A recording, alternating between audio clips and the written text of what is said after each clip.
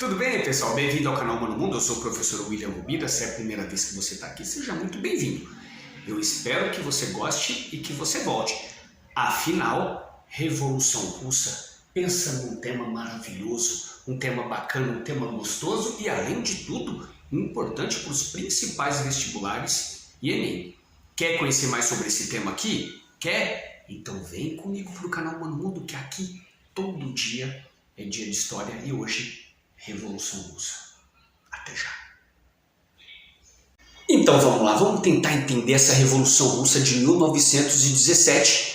Foi um movimento que aconteceu ali no contexto da Primeira Guerra Mundial, com o objetivo principal de modificar a forma de governo do país, gente. Era uma monarquia e passou por um sistema socialista. Agora vamos entender como tudo isso aconteceu.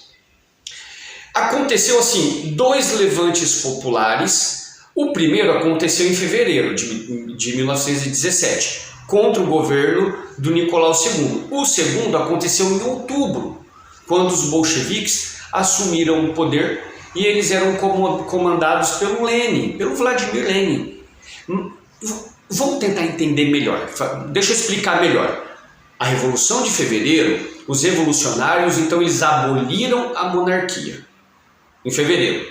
Na Revolução de Outubro, então eles começaram a implantar um regime de governo baseado nas ideias socialistas. Acho que ficou melhor assim, né? Vamos tentar entender também, pessoal, algumas das causas, tá? O atraso russo no campo econômico e as desigualdades sociais. Gente, dois pontos fortíssimos. Na Rússia, durante o século XIX, a falta de liberdade era absoluta, ok? E lá no campo reinava, vamos pegar assim, uma forte tensão social. Por quê? A grande concentração de terra na mão da nobreza. Então a Rússia, gente, só para vocês terem uma ideia, foi o último país a abolir a servidão em 1861. Aliás, em muitos lugares ainda continuava um sistema de produção feudal, que já não existia em lugar nenhum do mundo mais, só lá. Aí, a reforma agrária que o czar Alexandre II fez não adiantou para aliviar essas tensões. Porque o regime czarista, ele reprimia a oposição e a Okhrana, a polícia política, nem sei assim que pronuncia, ela controlava o ensino, a imprensa e os tribunais. Então, milhares de pessoas eram enviadas para o exílio lá na Sibéria, condenadas por crimes políticos. Tá? Enquanto isso, capitalistas e latifundiários mantinham o domínio sobre os trabalhadores urbanos e rurais. É assim que estava a Rússia neste contexto. E aí, o início do processo de industrialização no governo do czar Nicolau II, a Rússia acabou acelerando esse processo aliada ao capital estrangeiro, é importante frisar isso, e os operários concentraram-se em grandes centros como Moscou e São Petersburgo. É ali que estava concentrada a maior parte dos operários. Apesar disso, as condições de vida só pioravam com a fome, com o desemprego, a diminuição do salário. A burguesia também não era beneficiada, pois o capital estava concentrado nas mãos dos banqueiros e dos grandes empresários. Tava realmente complicado. E aí, gente, a oposição ao governo, aconteceu a criação do Partido Operário Social Democrata. Tá? Um dos maiores partidos de oposição era este Partido Social Democrata. Tá? Só que tinha um problema. Os seus líderes, tinha o Plekhanov e o Lenin, eles tinham que viver fora da Rússia para fugir das perseguições políticas. E aí é complicado. Aí esse Partido Operário Social Democrata Russo ele era crítico com a política do país, tudo bem? Porém, havia divergências em como resolver esse problema. Isso acabou dividindo esse grupo de oposição em duas correntes. Anotem esses nomes. Bolcheviques, que significa maioria em russo, era liderado pelo Lenin e eles defendiam a ideia revolucionária da luta armada para chegar ao poder. Do outro lado, os mencheviques, minoria em russo. Eles eram liderados pelo Plekhanov e eles defendiam a ideia evolucionista de conquistar o poder através das vias normais, pacíficas, como, por exemplo, eleições. Essa era a ideia. Então, a opressão do Estado contra a população. E aí vamos tentar entender o que aconteceu no Domingo Sangrento, tá? Em janeiro de 1905, um grupo de operários participava de uma manifestação pacífica em frente ao Palácio de Inverno de São Petersburgo, que era uma das sedes do governo. O objetivo, gente, era entregar um abaixo-assinado ao czar pedindo melhorias. Então, era um movimento pacífico. Só que olha o que aconteceu. A guarda do palácio ficou assustada com aquela multidão e abriu fogo, matando mais de 1000 pessoas. Então este é o episódio que ficou conhecido como Domingo Sangrento. E acabou provocando uma onda de protestos em todo o país. E com toda a razão. Aí, diante da pressão revolucionária, o czar promulgou uma constituição e permitiu a convocação de eleições para a Duma, que é o parlamento, tá?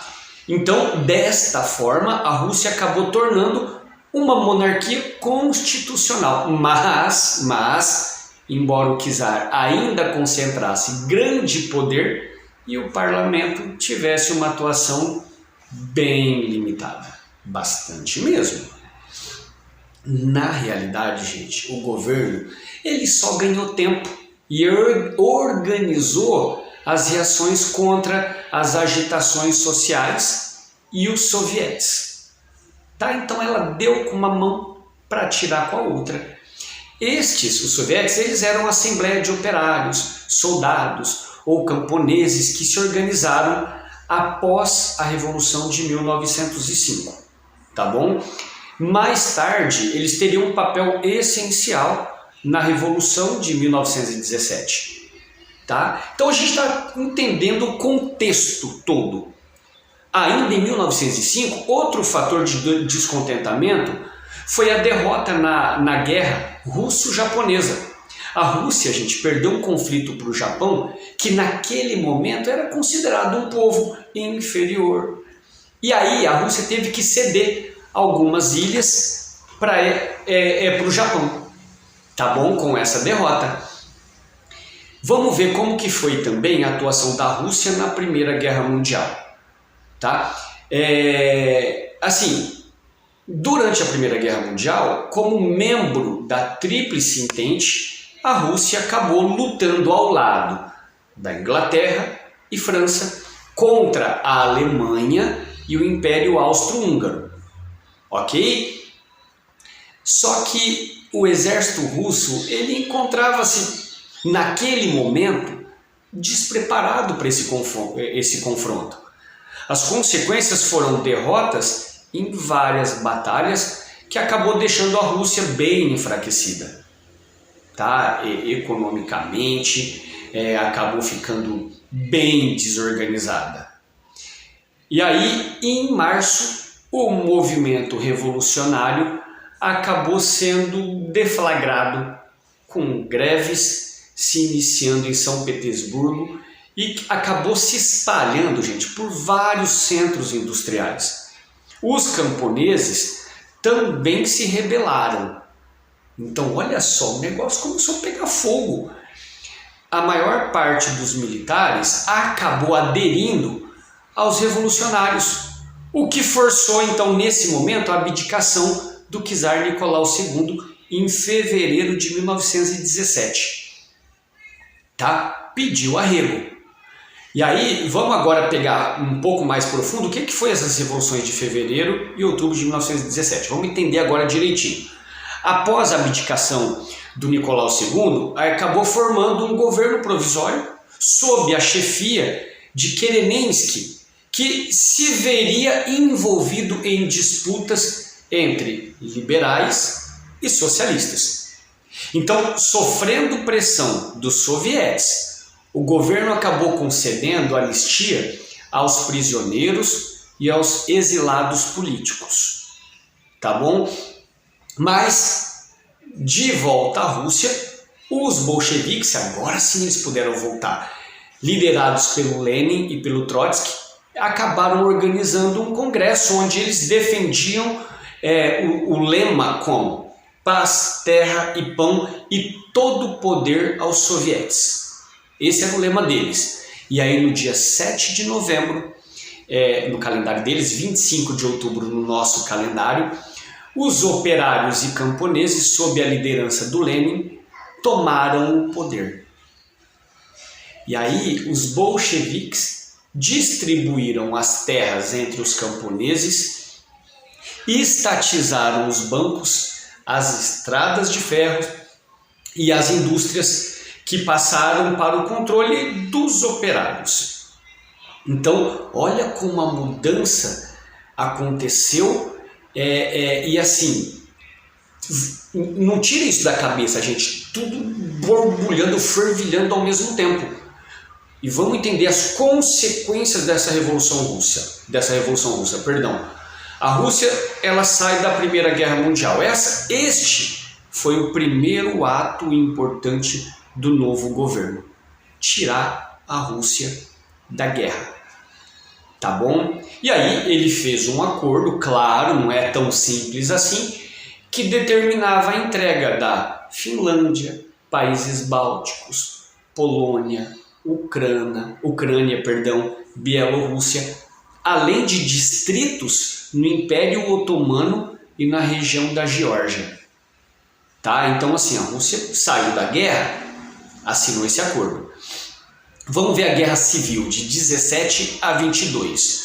Então, os primeiros anos do governo bolchevique foram marcados por uma guerra civil que abalou o país profundamente. William, mas já não estava tudo abalado? Estava. Mas eles tomaram o poder e a guerra civil continuou. Igualmente, para evitar qualquer tentativa de restauração da monarquia, o czar Nicolau II e sua família foram assassinados, sem qualquer tipo de julgamento. Tá? Isso aconteceu em julho de 1918. E aí o Exército Vermelho, criado pelo Trotsky, derrotou o Exército Branco, formado por nobres e burgueses, garantindo então a permanência dos bolcheviques no poder. Tá? Gente, a revolução ela estava salva, mas a paralisação econômica estava feio, era total. E para restaurar a confiança no governo, foi criada a NEP, a Nova Política Econômica, que permitia a entrada de capital estrangeiro e o funcionamento de empresas particulares, para poder tentar salvar o país. Então, a aplicação dessa NEP, ela resultou, sim, num crescimento industrial e agrícola da Rússia. Então, estava funcionando. Só que aconteceu a morte do Lenin e a ascensão do Stalin. Em 1922, foi estabelecida, então, a União das Repúblicas Socialistas Soviéticas, tá? Sob a liderança do Lenin. Só que após a sua morte, em 1924, começa então uma luta pelo poder entre o Trotsky e o Stalin. Tá? E aí o Trotsky sai derrotado, foi expulso do país e em 1940 ele foi morto na cidade do México por um assassino a serviço do Stalin. O que será que teria acontecido se o Trotsky tivesse ganhado? Então, sob o governo do Lenin, a Rússia, a União Soviética, conheceu uma das mais violentas ditaduras da história, ao mesmo tempo que passava por um crescimento econômico. Até lembra, né, o milagre econômico durante a ditadura militar no Brasil, mas tudo tem preços. E aí, durante a Segunda Guerra Mundial, o país seria então um dos principais inimigos do nazismo e aliados dos Estados Unidos e do Reino Unido. E após, ao final da Segunda Guerra Mundial, a União Soviética, então, ela acaba sendo alçada à condição de segunda potência mundial, tá? Então, só para relembrar aqui, a União das Repúblicas Socialistas Soviéticas, que tinha sido criada em 30 de dezembro de 1922, foi dissolvida em dia 26 de dezembro de 1991. Só que este é tema para uma próxima aula. Combinado? E aí, pessoal, chegamos ao final da aula. E aí, me diz, você conseguiu anotar? Foi muito rápido? Conseguiu entender? Porque, olha, a Revolução Russa é muito importante para os principais vestibulares, para o Enem, ok? Então, vou ficando por aqui. Se você tiver gostado da aula, se não gostou, não tem problema. Eu peço para você se inscrever aqui no canal Mano Mundo, se você gostou. Se não gostou, não precisa, ok?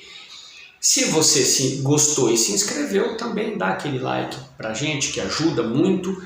E, obviamente, deixa um comentário, uma crítica, um elogio, uma sugestão de tema, um apontamento que, de repente, eu esqueci de falar. Quando você comenta, o YouTube entende que o canal Mano Mundo está sendo relevante para a história, para a educação, para a cultura. Tá bom? Então, aguardo vocês na próxima aula. Galera, fico por aqui. Canal Mano Mundo, todo dia é dia de história e hoje, Revolução Russa. Até mais.